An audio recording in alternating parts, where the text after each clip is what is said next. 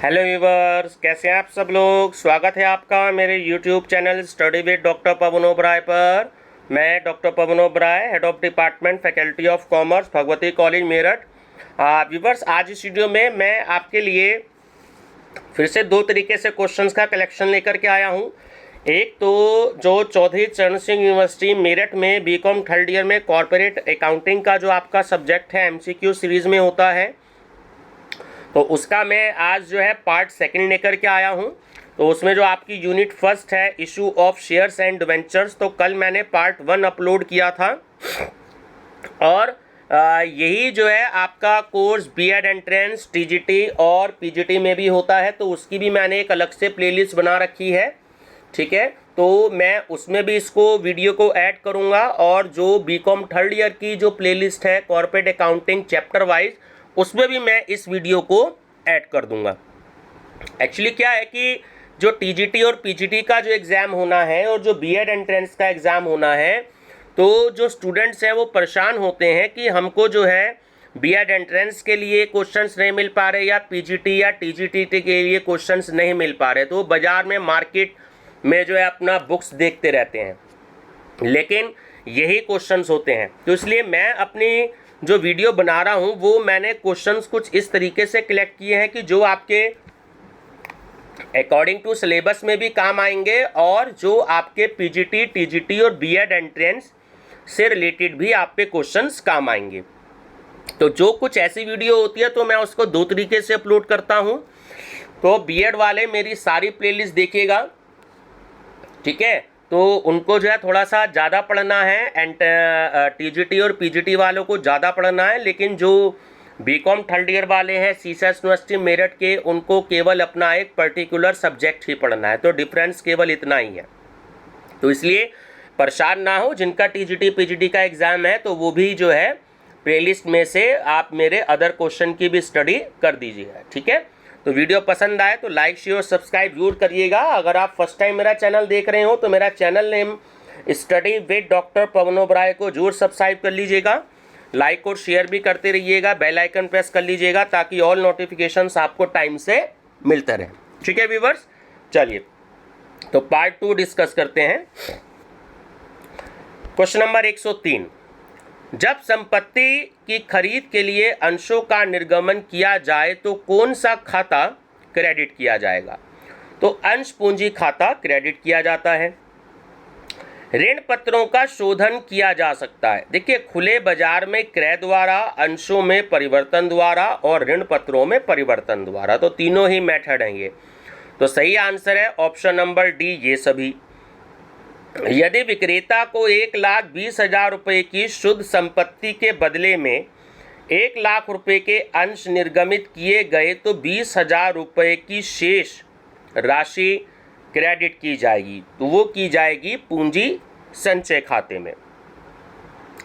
अंशों के निर्गमन पर प्राप्त प्रीमियम राशि का उपयोग किया जा सकता है। तो देखिए, तीनों ही ऑप्शन सही हैं। पूर्वदत्त अंशों के निर्गमन के लिए, प्रारंभिक व्यय को अपलिखित करने के लिए और पूर्वाधिकार अंशों के शोधन पर प्रीमियम देने के लिए। तो ऑप्शन डी करेक्ट है, उपयुक्त सभी। एक सार्वजनिक कंपनी को निम्नलिखित जारी करने का अधिकार नहीं है। तो जो स्थगित अंश होते हैं ना, डेफर्ड शेयर्स, तो वो जारी करने का अधिकार नहीं होता। अंश हरण के अंशधारी को नोटिस देना होगा। कितना? 14 दिन का। बहुत इंपॉर्टेंट क्वेश्चन है। हरण किए अंशों पर पुनः निर्गमन के बाद अंश हरण खाते के साथ क्या व्यवहार किया जाएगा। तो ऑप्शन सी, पूंजी संचय खाते में हस्तांतरित करते हैं। निम्न में से किसके लिए जर्नल लेखा करने की आवश्यकता नहीं होती। अनिर्गमित अंशों को रद्द करना, ठीक है, इसके लिए कोई भी जर्नल लेखा करने की आवश्यकता नहीं होती। मांग राशि अंशों के अंकित मूल्य की निम्न सीमा के बराबर होनी चाहिए, 25%। आवंटन वितरण आवंटन विवरण कंपनी के रजिस्ट्रार के कार्यालय में जमा करना होगा। आवंटन यानी अलॉटमेंट के 30 दिन में। अंशधारी प्राप्त करते हैं क्या? लाभांश। ठीक है, अंशधारी जो हैं वो लाभांश प्राप्त करते हैं। जब्त अंश खाते का शेष उनके पुनः निर्गमित होने के बाद हस्तांतरित कर दिया जाता है पूंजी संचय खाते में। स्वैट क्षमता अंश कहते हैं पूर्व में निर्गमित श्रेणी के समता अंशों को। कैपिटल रिडम्पशन रिजर्व अकाउंट में हस्तांतरण किया जा सकता है सामान्य संचय में से। ऋण पत्र दर्शाते हैं कंपनी की दीर्घकालीन उधारी। ठीक है, कंपनी की दीर्घकालीन उधारी। सामान्यतः ऋण पत्र होते हैं सुरक्षित। ऋण पत्र प्रीमियम का प्रयोग किया जा सकता है तो ऋण पत्रों के निर्गमन के व्ययों या कमीशन के भुगतान में। यदि कंपनी ने 1000 रुपये का ऋण पत्र 800 रुपये में खरीदा तो 200 रुपये अंतर को माना जाएगा ऋण पत्र शोधन पर लाभ। ठीक है, ऋण पत्र है तो ऋण का एक प्रमाण पत्र होता है। ऋण पत्रों को धारण करने वाले कंपनी के क्या होते हैं? लेनदार होते हैं। ऋण पत्र जो सुपुर्दगी मात्र से हस्तांतरित हो जाते हैं कहलाते हैं वाहक ऋण पत्र, बियरर डिवेंचर्स। अपरिवर्तनीय ऋण पत्र होते हैं ऋण पूंजी। जिन ऋण पत्रों के मूलधन का ब्याज कंपनी के जीवन काल में नहीं होता बल्कि कंपनी के समापन पर होता है तो ऐसे ऋण पत्रों को कहते हैं अशुद्ध ऋण पत्र। ऋण पत्र निर्गमित किए जा सकते हैं। देखिए तीनों ऑप्शन करेक्ट है। नकदी के लिए भी, नकदी के अतिरिक्त अन्य प्रतिफल के लिए भी और समपार्श्विक, ठीक है, प्रतिभूति कलेक्ट्रल सिक्योरिटी के रूप में भी। तो ऑप्शन डी करेक्ट है, उपयुक्त सभी के लिए। ऋण पत्रधारियों को प्राप्त करने का अधिकार है निश्चित दर से ब्याज। ठीक है, जो ऋण पत्रधारी हैं वो ब्याज प्राप्त करते हैं और जो अंशधारी हैं वो लाभांश प्राप्त करते हैं, ध्यान रखिएगा। शून्य कूपन बॉन्ड निर्गमित किए जाते हैं बिना उल्लेखित ब्याज दर पर। स्वयं के ऋण पत्रों को रद्द करने का लाभ है तो वो है पूंजीगत लाभ। Discount on issue on debentures account है तो वो है पूंजीगत हानि।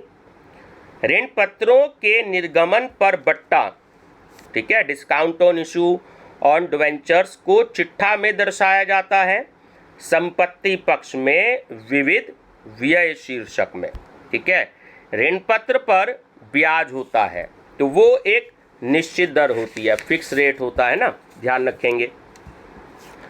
एक्स लिमिटेड की पुस्तकों में निम्न जो है वो एक जर्नल एंट्री की गई। ठीक है, तो bank account debit 96,000, loss on issue of debenture account 10,000 to 8% debentures account 1 lakh to premium on redemption of debentures account 6,000। तो ऋण पत्रों का निर्गमन डैश की छूट पर किया गया। ठीक है, 4% पर, ध्यान रखेंगे। ठीक है, 4%, ऑप्शन बी। एक्स लिमिटेड ने 1 लाख रुपए के अंकित मूल्य के 7% ऋण पत्र 6% कटौती पर डिस्काउंट पर निर्गमित किए गए। इन ऋण पत्रों का भुगतान प्रति वर्ष 20,000 रुपये की राशि से किया जाना है। प्रथम वर्ष में लाभ हानि खाते में हस्तांतरित की जाने वाली कटौती की राशि होगी 1,200 रुपये। ऋण पत्रों का निर्गमन किया जा सकता है? ऑप्शन सी नकद, नकद के अलावा या संपार्श्विक प्रतिभूतियों के रूप में। ऋण पत्रधारियों एवं अंशधारियों में मुख्य अंतर है। ऋण पत्रधारी कंपनी के ऋणदाता हैं और अंशधारी स्वामी। ठीक है, ध्यान रखेंगे। ऋण पत्रों के शीर्षक के संबंध में सेबी के दिशा निर्देश हित रक्षा के लिए है। किसके? ऋण पत्रधारियों के हित के लिए। ऋण पत्रधारियों के ऋण पत्रों पर ब्याज राशि को हस्तांतरित किया जाता है लाभ हानि खाते में। ऋण पत्रों पर ब्याज की गणना की जाती है उनके अंकित मूल्य पर। ठीक है, सम मूल्य पर या अंकित मूल्य पर, एक ही बात होती है। सिंकिंग फंड बनाया जा सकता है आयगत लाभ में से। जब अपने ऋण पत्रों को निरस्त किया जाता है तो निरस्तीकरण पर हुए किसी भी लाभ को डैश में हस्तांतरित कर दिया जाता है पूंजी संचय। ऐसे ऋण पत्र जो केवल सुपुर्दगी के द्वारा हस्तांतरित नहीं किए जा सकते, ठीक है, डैश ऋण पत्र कहलाते हैं पंजीकृत। सिंकिंग फंड निवेश पर ब्याज को क्रेडिट किया जाता है सिंकिंग फंड खाता में। सिंकिंग फंड हमेशा दिखाता है क्रेडिट शेष। 2,000 रुपये की संपत्ति के बदले 1,80,000 रुपये के ऋण पत्र निर्गमित किए गए। 20,000 रुपये को माना जाएगा पूंजी संचय। कंपनी के चिट्ठे में प्रकट ऋण पत्रों को विनियोजित पूंजी ज्ञात करते समय ऑप्शन ए घटाना चाहिए। रामा लिमिटेड ने 31 दिसंबर 2015 को खुले बाजार से स्वयं अपने 98 रुपये ब्याज सहित की दर से 100 रुपये वाले 100 और 10% ऋण पत्र क्रय करती है। ब्याज प्रत्येक वर्ष 31 मार्च को देय है, तो रद्द करने पर लाभ की राशि होगी, तो वो होगी 950 रुपये। आरके लिमिटेड ने एबी लिमिटेड से 2 लाख रुपए की एक मशीन क्रय की, जिसका भुगतान 100 रुपये वाले 12% ऋण पत्रों के 20% कटौती पर निर्गमन द्वारा किया जाना था। तो ऋण पत्र खाता कितनी राशि से क्रेडिट किया जाएगा? 2,50,000 रुपये। ठीक है, ऋण पत्रों के संपार्श्विक प्रतिभूति के रूप में निर्गमन की दशा में खोला जाने वाला खाता है, ध्यान रखिएगा, डिबेंचर सस्पेंस अकाउंट। ऋण पत्रों के निर्गमन पर हानि को सामान्यतः अपलिखित किया जाता है शोधन की अवधि तक। अपना ऋण पत्र कंपनी के वे ऋण पत्र हैं जिन्हें ऑप्शन सी कंपनी बाजार से खरीदती है और निवेश के रूप में रखती है। 1 लाख रुपये मूल्य के ऋण पत्रों को खुले बाजार से 97,000 रुपये में क्रय किया गया, तो 3,000 रुपये के अंतर को क्या कहा जाएगा? तो वो कहा जाएगा ऋण पत्रों के शोधन पर लाभ। ऋण पत्र निर्गमन हानि खाता है एक संपत्ति। ठीक है, हानि होती है तो वो एक संपत्ति होती है, ध्यान रखेंगे। और ऋण पत्र जो शोधन प्रीमियम खाता होता है, प्रीमियम यानी कि लायबिलिटी होती है, वो ध्यान रखेंगे, दायित्व। ठीक है, कंपनी ने 4,50,000 रुपये की संपत्ति क्रय करने के बदले 4,25,000 रुपये के ऋण पत्र निर्गमित किए, तो 25,000 रुपये को क्या माना जाएगा? तो उसे माना जाएगा पूंजी संचय। ऋण पत्रों का छूट पर निर्गमन है, तो वो है एक काल्पनिक संपत्ति, है ना, फिक्शिशियस एसेट्स। ऋण पत्र स्कंद है, तो वो है ऑप्शन बी पूर्णदत्त ऋण पत्रों का परिवर्तित रूप। ऋण पत्रों पर देय ब्याज है, तो कंपनी के लाभों के विरुद्ध आदेश। ठीक है, ऋण पत्रों पर बट्टे को अपलिखित करना चाहिए, तो ऋण पत्रों की कुल अवधि में एक कंपनी ने 100 रुपये प्रत्येक वाले 1,12% अंशों ऋण पत्रों को निर्गमित किया। ऋण पत्रों पर ब्याज की राशि होगी, कितनी होगी? 12 लाख रुपए। ऋण पत्र भाग होता है ऋण का। ऋण पत्रों के निर्गमन पर बट्टा डिस्काउंट अपलिखित ना किए जाने पर चिट्ठे में दिखाया जाना चाहिए। तो संपत्ति पक्ष में विविध व्यय शीर्षक के अंतर्गत एक्स लिमिटेड ने 4 लाख रुपए के पुस्तकीय मूल्य की मशीनरी क्रय की। प्रतिफल का भुगतान प्रत्येक 100 रुपये वाले 10% ऋण पत्रों को 20% की छूट पर निर्गमित कर दिया गया था। ऋण पत्र खाता को क्रेडिट किया जाएगा 5 लाख रुपए से। ठीक है। ऋण पत्रों का विनियोग के लिए क्रय करने पर डेबिट होगा, वो होगा स्वयं ऋण पत्र खाता। ऋण पत्र शोधन हेतु ली गई बीमा पॉलिसी का लाभ क्रेडिट किया जाता है, तो वो किया जाता है ऋण पत्र शोधन खाते में। विनियोग हेतु खरीदे गए ऋण पत्रों को रद्द करने या बेचने पर लाभ हो तो ऐसा लाभ हस्तांतरित किया जाएगा पूंजीगत संचय में। ऋण पत्र किसका प्रतिफल है? ब्याज का। प्रथम ऋण पत्र होते हैं ऑप्शन बी समापन पर संपत्तियों की बिक्री से सर्वप्रथम इन्हें भुगतान किया जाता है। ठीक है, ध्यान रखेंगे। ऐसे ऋण पत्र जिन्हें कंपनी की पुस्तकों में रिकॉर्ड नहीं किया जाता वो कहलाता है वाहक ऋण पत्र। ऋण पत्रों के शोधन हेतु नए ऋण पत्र बट्टे पर देकर परिवर्तन द्वारा शोधन किए। क्या सही है? ऑप्शन ए कि ऋण पत्रों के निर्गमन पर बट्टा खाता डिस्काउंट अकाउंट डेबिट होगा। 1,000 रुपये के ऋण पत्र प्रति ऋण पत्र 100 रुपये 5% प्रीमियम पर शोधित किए गए। ऋण पत्र की संख्या होगी तो वो होगी 1,000 अंश। विनियोग हेतु खरीदे गए ऋण पत्रों की स्थिति में ओन डिवेंचर्स अकाउंट डेबिट किया जाता है क्रय मूल्य से। जब ऋण पत्रों का निर्गमन सहायक प्रतिभूति के रूप में किया जाता है तब कौन से जर्नल लेखे किए जाते हैं? तो ए या बी दोनों, या तो होगा debenture suspense account debit to debenture accounts, ठीक है, या कोई भी एंट्री नहीं होती है। ठीक है, तो ऑप्शन सी करेक्ट है, ए या बी, ए तथा नहीं, ए या बी। एक्स कंपनी लिमिटेड ने 28,80,000 रुपये की संपत्तियां क्रय की।